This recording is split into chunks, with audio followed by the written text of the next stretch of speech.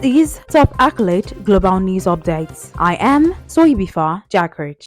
Japan hosted Ukrainian Prime Minister Denis Shmyhal on Monday in Tokyo to discuss the reconstruction of Ukraine, pledging a new bilateral tax treaty and other support for Japanese businesses as the Ukraine war rages on. As Russia's invasion of Ukraine enters its third year, Japan has pledged more than $10 billion worth of financial aid as it seeks to show solidarity with Kyiv's war efforts. It cannot provide direct military support because the export of lethal weapons is forbidden. Japan partially its arms export rules in December, the first such overhaul in almost a decade, but still has restrictions on shipping weapons to countries at war. Shmyhal said through a translator that the meeting heralds a new chapter in Japan-Ukraine relations, adding that Ukrainians will never forget Japan's support. He said that he hoped to see major car makers, including Toyota, create production facilities in Ukraine. The meeting follows months of wrangling in the United States over a $95.34 billion military aid package for Ukraine and others, with President Joe Biden pushing for its passage amid opposition from Republican hardliners. About 50 Japanese companies signed deals with Ukrainian counterparts at the conference in areas including agriculture, energy, and infrastructure. The total value of the deals was not disclosed. Kishida and Shmyhal confirmed the importance to consolidate the international support for Ukraine by highlighting the deliverables of the meeting in preparation for the Ukraine Recovery Conference in Germany in June, according to a joint communique issued after the meeting.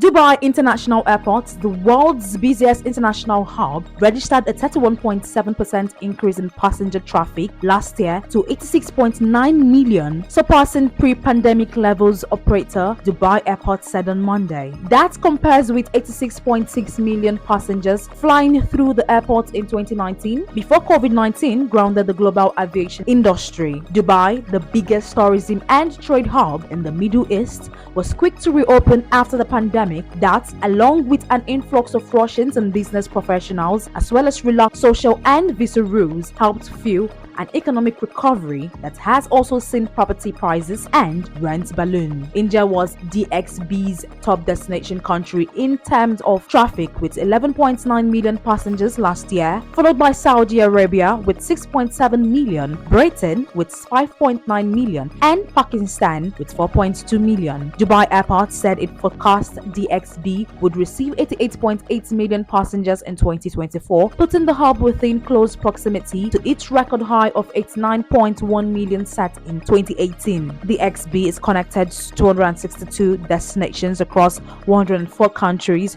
through 102 international carriers, the statement said.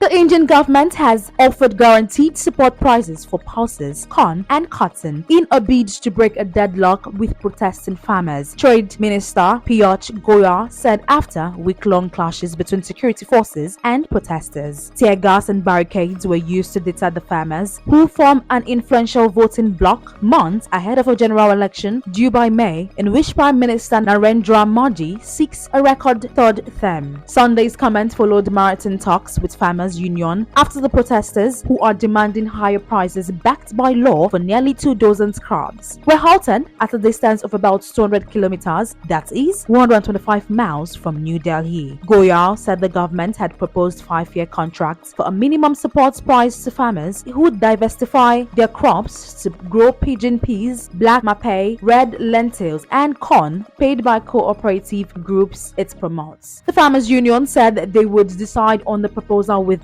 a day or two after reaching consensus among themselves. Switching more crops to pulses from those such as rice and wheat that require more water will not only benefit a depleting water table but help cut back on imports of pulses. The world's biggest importer of pulses, India, has struggled to hold back increases in prices of pigeon peas and black matpea. Domestic corn demand has also been rising as the poultry and ethanol industry boost consumption. Police have used tear gas and barricades to stop thousands of farmers who mainly grow wheat and rice from marching to New Delhi to press their demand that the government ensure a minimum price for all their produce.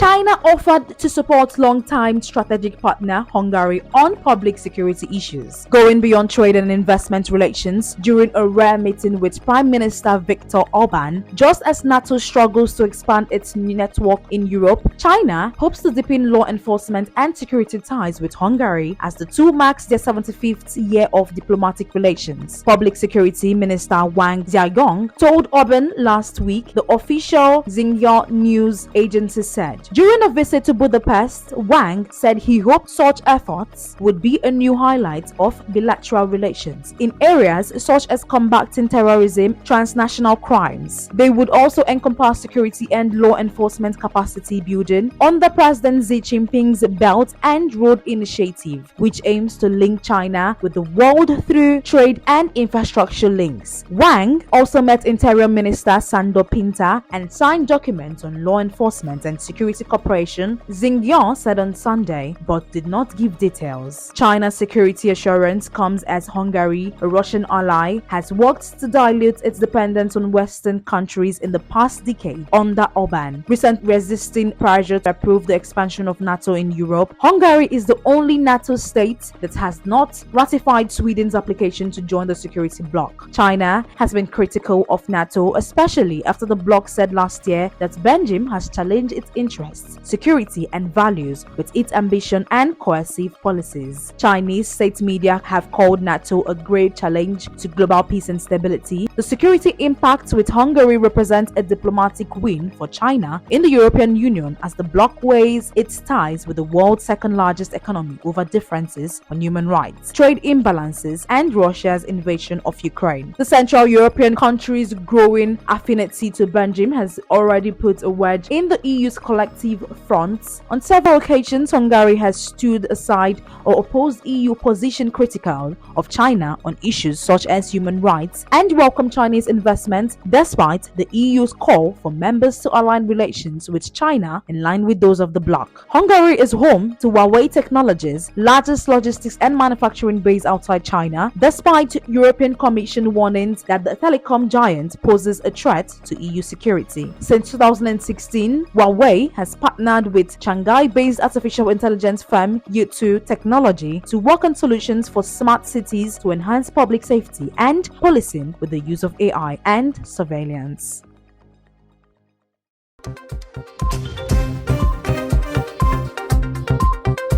Singapore on Monday said travelers would need to bear the cost of transition towards green jet fuel, announcing plans for a levy that would lift ticket prices on departing flights as the aviation industry searches for a viable funding model. Introduced by Singapore's transport minister at an industry summit on the eve of the Singapore Air Show, the city-state said it aimed for all departing flights to use 1% sustainable aviation fuel (SAF) from 2026 and plans to raise that to 3 to 5% by 2030, subject to global development and the wider availability and adoption of SAF. Aviation produces about 2% of the world's emissions, but is considered one of the hardest sectors to decarbonize. European regulators have to date been the most active in trying to boost the use of SAF, introducing rules that forces airlines to meet minimum requirements for its use, such as 2% in France by 2025 and 5% by 2030. Under the European model, the carrier pays for the SAF and decides whether to pass the cost on to passengers in the ticket prices. Singapore's levy will vary based on factors such as the flight's distance and travel class. For example, in 2026, the price of an economy class ticket on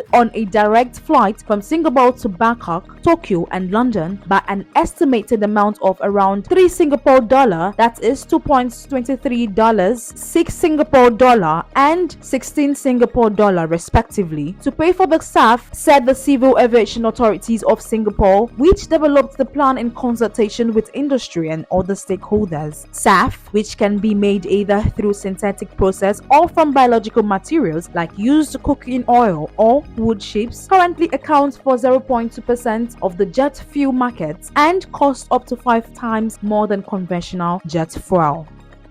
That is the size of top accolade global news updates. You can follow us on our social media platforms as displayed on your screen.